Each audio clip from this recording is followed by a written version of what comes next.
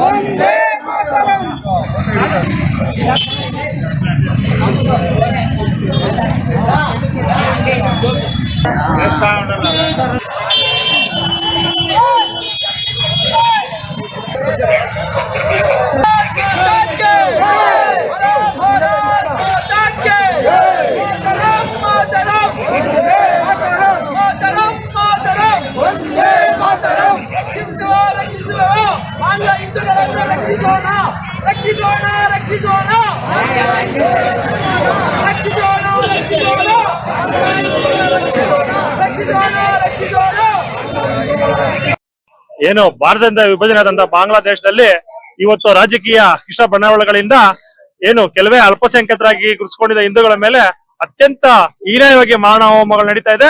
ಆ ಮಾನವ ಹೋಮಗಳನ್ನ ಖಂಡಿಸಿ ಇವತ್ತು ದೊಮ್ಮಸಂದ್ರ ಗ್ರಾಮದಲ್ಲಿ ನಮ್ಮೆಲ್ಲ ಹಿಂದೂ ಸಮಾಜ ಕಾರ್ಯಕರ್ತಗಳನ್ನು ಜೊತೆಗೂಡಿ ಮೌನವಾದ ಪ್ರತಿಭಟನೆ ಮಾಡಿ ಏನಲ್ಲಿ ನಡೀತಾ ಇದೆಯೋ ಹಿಂದೂಗಳ ಮೇಲೆ ನಡೀತಾ ಹೋರಾಟಗಳ ಮೇಲೆ ವಿರುದ್ಧವಾಗಿ ನಾವು ಒಂದು ಪ್ರತಿಭಟನೆ ಮಾಡ್ತಾ ಇದೀವಿ.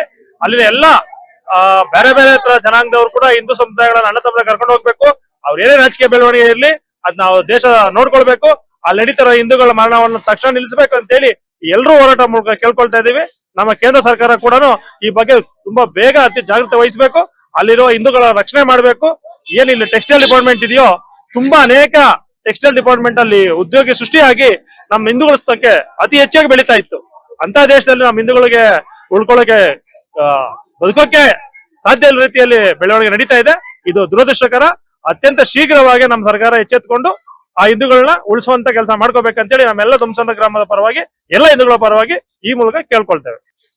ಹಿಂದೂಗಳಲ್ಲಿ ದುಃಖದ ಸಂಗತಿ, ಇನ್ನೊಬ್ಬರಿಗೆ ಒಳ್ಳೇದಾಗಲಿ ಅಂತ ಹೇಳಿ ಹೇಳಿ ನಾವು ಹಿಂದೂಗಳೆಲ್ಲ ಕ್ಷೀಣಿಸ್ತಾ ಇದ್ದೀವಿ. ಇವತ್ತು ಭಾರತದಲ್ಲಿ 36% ಇದ್ದಂತ ಹಿಂದೂಗಳು ಇವತ್ತು 3% ಬಂದಿದ್ದಾರೆ. ಒಂದ್ ದಿವಸ ಇದೇ ಒಂದು ಸನ್ನಿವೇಶ ಭಾರತದಲ್ಲಿ ಆಗ್ಬಹುದು ಅನ್ನೋದ್ರಲ್ಲಿ ಏನು ಸಂದೇಶ ಇಲ್ಲ. ಯಾಕೆಂದ್ರೆ ಭಾರತದಲ್ಲಿ ಇವತ್ತು 3% ಇರುವಂತ ಮುಸ್ಲಿಮರು 28% ಆಗಿ ಇವತ್ತು ಹಿಂದೂಗಳನ್ನ ಸರ್ವನಾಶ ಮಾಡಕ್ ಕೊಟ್ಟಿದ್ದಾರೆ ಕಾಂಗ್ರೆಸ್ ಸರ್ಕಾರ ಜೊತೆಯಲ್ಲಿ. ಆ ಸಮಾಜದವರು ಕಾಂಗ್ರೆಸ್ ಓಟ್ಗೋಸ್ಕರ ಆ ಸಮಾಜವನ್ನ ಚೆನ್ನಾಗಿ ಉಪಯೋಗಿಸ್ಕೊಂಡು ಅವರು ಓಟ್ಗೋಸ್ಕರ ಇಡೀ ಹಿಂದೂ ಸಮಾಜವನ್ನ ಸರ್ವನಾಶ ಮಾಡಕ್ ಹೋಗಿದ್ದಾರೆ. ಇದು ಕಾಂಗ್ರೆಸ್ಸಿನ ದುಃಖ, ತುಂಬಾ ಅವಮಾನಕರವಾದ ಸಂಗತಿ ಅಂತ ಹೇಳೋದಕ್ಕೆ ನಾನು ಇಚ್ಛೆ ಪಡ್ತೀನಿ. ಭಾರತೀಯ ಜನತಾ ಪಾರ್ಟಿ ಹಿಂದೂ ಧರ್ಮ ಮತ್ತೆ ಸನಾತನ ಧರ್ಮ ತುಂಬಾ ಶ್ರೇಷ್ಠವಾದ್ದು. ಆ ಧರ್ಮವನ್ನ ನರ್ಸಕ್ಕೆ ಯಾರ ಕೈನೂ ಆಗಲ್ಲ. ಯದಾ ಈ ಧರ್ಮಸ್ಥ ಜ್ಞಾನಿರ್ಭವತಿ ಭಾರತ ಅಂತ ದೇಶಕ್ಕೆ ಕೃಷ್ಣನೇ ಜನ್ಮ ಕೊಟ್ಟಿದ್ದೇನೆ. ಕಾಂಗ್ರೆಸ್ನವರು ಏನು ಮಾಡಕ್ಕಾಗಲ್ಲ, ಬೇರೆಯವರು ಏನು ಮಾಡಕ್ಕಾಗಲ್ಲ. ಹಿಂದೂ ಧರ್ಮ ಉಳಿತೈತೆ. ಹಿಂದೂ ಧರ್ಮ ಉಳ್ಸಕ್ಕೋಸ್ಕರ ನಾವೆಲ್ಲ ಭಾರತೀಯರಾದಂತರು ಹಿಂದೂರು ಕಾಶ್ಮೀರದಿಂದ ಕನ್ಯಾಕುಮಾರಿವರೆಗೂ ನಾವೆಲ್ಲ ಜಾತಿ, ಭಾಷೆ, ಪ್ರಾಂತ, ಪಂಥ ಎಲ್ಲವನ್ನು ಬದಿಗಿಟ್ಟಿ ನಾವೆಲ್ಲ ಒಂದು, ನಾವೆಲ್ಲ ಹಿಂದೂ, ನಮ್ದು ಸನಾತನ ಧರ್ಮ, ನಾವು ಭಾರತೀಯರೇ ಅಂತ ಹೇಳೋ ಕೂಗು ಮನೆಗಳಲ್ಲಿ ಮಕ್ಕಳಲ್ಲಿ, ತಾಯಂದಿರಲ್ಲಿ ಎಲ್ಲರಲ್ಲೂ ಈಚೆ ಬರ್ಬೇಕಾಗಿದೆ. ಇವತ್ತು ಇದು ಬರ್ಲಿಲ್ಲ ಅಂದ್ರೆ ಮತ್ತೊಮ್ಮೆ ಭಾರತ ಬಾಂಗ್ಲಾದೇಶದ ಪರಿಸ್ಥಿತಿ ಬಂದಾಗ ಅದು ಉತ್ಪ್ರೇಕ್ಷೆ ಅಲ್ಲ ಅಂತ ಹೇಳಕ್ ಇಷ್ಟಪಡ್ತೀನಿ. ನಾವೆಲ್ಲ ಭಾರತೀಯರು, ಹಿಂದೂಗಳು, ನಾವು ಸನಾತನ ಧರ್ಮ, ನಾವು ಜಾತಿ, ಭಾಷೆ, ಪ್ರಾಂತ್ಯಗಳನ್ನೆಲ್ಲ ಬದಿಗಿಕ್ಕನ ನಾವೆಲ್ಲ ಭಾರತೀಯರು ಅನ್ನೋಣ. ನಾವೆಲ್ಲರಿಗೂ ಶ್ರೇಯಸ್ ಅಂತ ಕೋರುವಂತವ್ರು ಯಾರಾದ್ರೂ ಪ್ರಪಂಚ ಇದ್ರೆ ಅದು ಭಾರತೀಯರು ಮಾತ್ರ. ಆದ್ರೆ ಆ ಶ್ರೇಯಸ್ಸನ್ನ ರಾಜಕೀಯವಾಗಿ ಹಾಳು ಮಾಡೋದಕ್ಕೆ ಕಾಂಗ್ರೆಸ್ ಹೊರಟಿದ್ದಾರೆ. ಇದನ್ನ ನಾವು ಅರ್ಥ ಮಾಡ್ಕೊಬೇಕು. ನಾವೆಲ್ಲ ಭಾರತೀಯರು ಎಲ್ಲ ಬದಿಗಿತ್ತಿ ಒಂದುಗಳು ಹಿಂದೂಗಳು ಒಂದಾಗನ. ಈ ಸಂದರ್ಭದಲ್ಲಿ ಬಾಂಗ್ಲಾದೇಶದ ಜನತೆಗೆ, ಹಿಂದೂಗಳಿಗೆ ಅಲ್ಲಿನ ಸರ್ಕಾರದವರು ರಕ್ಷಣೆ ಕೊಡಬೇಕು. ಅಲ್ಪಸಂಖ್ಯಾತರಾಗಿರುವಂತ ಹಿಂದೂಗಳಿಗೆ ಅಲ್ಲಿ ರಕ್ಷಣೆ ಕೊಡಬೇಕು ಅಂತ ಹೇಳೋದ್ರಲ್ಲಿ ನಾನು ಹೇಳೋದಕ್ಕೆ ಇಷ್ಟಪಡ್ತೀನಿ. ನಮ್ಮ ದೇಶದಲ್ಲಿ, ಭಾರತದಲ್ಲಿ ಕಾಶ್ಮೀರದ ಕನ್ಯಾಕುಮಾರಿ ಅವರು ನಾವು ಅಲ್ಪಸಂಖ್ಯಾತರು ಅಂತ ಹೇಳಿ ಈ ದೇಶವನ್ನ ಚಿತ್ರ ಮಾಡ್ತಾರಂತ ಆ ಸಮಾಜಕ್ಕೆ ಕಾಂಗ್ರೆಸ್ನವರು ರೆಕ್ಕೆ ಪುಕ್ಕಿಗೆ ನೀರು ಒಯ್ದು ಓಟ್ಗೋಸ್ಕರ ಈ ದೇಶವನ್ನು ಹಾಳು ಮಾಡ್ತಾರೆ. ಇನ್ ಮುಂದೆ ಆದ್ರೂ ಹಿಂದೂಗಳು ನಾವೆಲ್ಲ ಜಾಗೃತರಾಗ್ಬೇಕು. ಹಿಂದೂಗಳು ಜಾಗೃತ ಆಗಲಿಲ್ಲ ಅಂದ್ರೆ ಮುಂದಿನ ಜನರೇಷನ್ ಈ ದೇಶದ ಗುಲಾಮಗಿರಿ ಸಂತತಿಯಲ್ಲಿ ನಶಿಸೋಗುತ್ತೆ, ಹಿಂದೂ ಧರ್ಮ ನಶಿಸೋಗುತ್ತೆ. ಇದಕ್ಕೆಲ್ಲ ನಾವೆಲ್ಲ ತ್ಯಾಗ ಮಾಡ್ಬೇಕು ಅಂತ ಹೇಳಿ ಈ ಸಂದರ್ಭದಲ್ಲಿ ದೊಮ್ಮಸಂದ್ರ ಗ್ರಾಮದಲ್ಲಿ ನಾಗರಿಕ ಬಂಧುಗಳು ಇವತ್ತು ಒಂದು ಮೌನ ಆಚರಣೆ, ಪಂಜಿನ ಮೆರವಣಿಗೆನ ಮಾಡಿ ಜನನ ಜಾಗೃತಿ ಮಾಡೋ ಕೆಲಸ ಮಾಡ್ತಾ ಇದೆ. ಇನ್ನು ಮುಂದೆ ಇದೇ ತರ ಜನನ ಜಾಗೃತಿ ಮಾಡ್ತೀವಿ ಅಂತ ಕಾರ್ಯಕರ್ತರಲ್ಲಿ ಉತ್ಸಾಹ ಇದೆ. ಆ ಕೆಲಸವನ್ನ ನಾವೆಲ್ಲ ಸೇರಿ ಮಾಡೋಣ ಅಂತ ಹೇಳಿ ಈ 2 ಅನಿಸಿಕೆನ ನಿಮ್ ಮುಂದೆ ಇಡ್ತೀನಿ. ಪ್ರಭು ಶ್ರೀರಾಮಚಂದ್ರ ಮಹಾರಾಜ್ ಕಿ ಬಲೋ, ಭರತ್ ಮಾತಾ ಕಿ ಉಳಿಸಿ ಉಳಿಸಿ ಉಳಿಸಿ ಉಳಿಸಿ ಉಳಿಸಿ ಉಳಿಸಿ. ಬಾಂಗ್ಲಾದಲ್ಲಿ ನಡೀತಾ ಇರುವಂತಹ ಹಿಂದೂಗಳ ಮೇಲಿನ ಅತ್ಯಾಚಾರ ಇರ್ಬೋದು, ಹತ್ಯೆಗಳಿರ್ಬೋದು, ಇದನ್ನ ಖಂಡಿಸಿ ಇಡೀ ದೇಶದಾದ್ಯಂತ ಜಾಗೃತ ಹಿಂದೂಗಳು ಒಂದು ನಿಮ್ಮ ಜೊತೆ ನಾವು ಇದ್ದೇವೆ ಅನ್ನುವಂತ ನೈತಿಕ ಬೆಂಬಲವನ್ನು ಕೊಡೋದಕ್ಕೋಸ್ಕರ ಒಂದು ಪ್ರತಿಭಟನೆ ರೂಪದಲ್ಲಿ ಇಡೀ ದೇಶದಲ್ಲಿ ಈ ಶನಿವಾರ, ಭಾನುವಾರ ಮತ್ತೆ ಇವತ್ತು ಹೋರಾಟವನ್ನ ಮಾಡ್ತಾ ಇದ್ದಾರೆ. ಇವರೆಲ್ಲರ ಹೋರಾಟ ಇಷ್ಟೇ, ನಮ್ಮೆಲ್ಲರ ಹೋರಾಟ ಇಷ್ಟೇ ಇರೋದು ಏನಂದ್ರೆ ಅಲ್ಪಸಂಖ್ಯಾತರಾಗಿರುವಂತ ಬಾಂಗ್ಲಾದೇಶದಲ್ಲಿ ಅಲ್ಪಸಂಖ್ಯಾತರಿರುವಂತ ಹಿಂದೂಗಳಿರ್ಬೋದು, ಸಿಖ್ರಿರ್ಬೋದು, ಬುದ್ಧರಿರ್ಬೋದು, ಕ್ರಿಶ್ಚಿಯನ್ ಇರ್ಬೋದು, ಇವರ ಹಕ್ಕುಗಳನ್ನ, ಇವರ ಪ್ರಾಣಗಳನ್ನ ರಕ್ಷಿಸುವಂತ ಹಕ್ಕು ವಿಶ್ವಸಂಸ್ಥೆದಿರ್ಬೋದು, ಮಾನವ ಹಕ್ಕುಗಳ ಆಯೋಗ, ಏನು ವಿಶ್ವಸಂಸ್ಥೆಯ ಮಾನವ ಹಕ್ಕುಗಳ ಆಯೋಗ ಇದೆ ಇವರದ್ದು.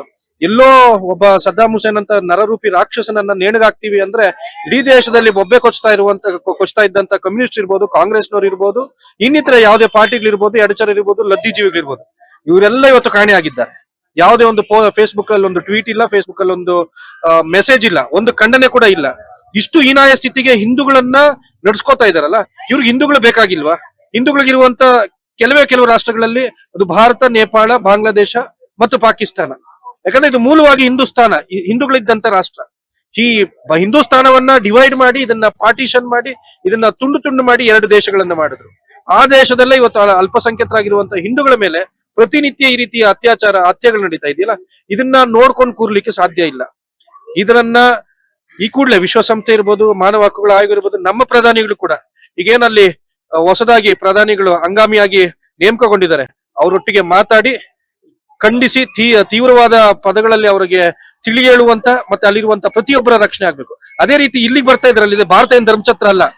ಬಾಂಗ್ಲಾದೇಶದಿಂದ ರೋಹಿಂಗ್ಯಾಸ್ ಎಷ್ಟೋ ಜನ ಇಲ್ಲಿ ದೇಶಕ್ಕೆ ಬರ್ತಾ ಇದಾರಲ್ಲ, ಇದು ಧರ್ಮಛತ್ರ ಅಲ್ಲ. ನಿಮ್ಮ ದೇಶ ನಿಮಗೆ ಬಿಟ್ಕೊಟ್ಟಿದ್ದೀವಿ, ಧರ್ಮದ ಆಧಾರದಲ್ಲಿ ನಿಮಗೆ 2 ದೇಶ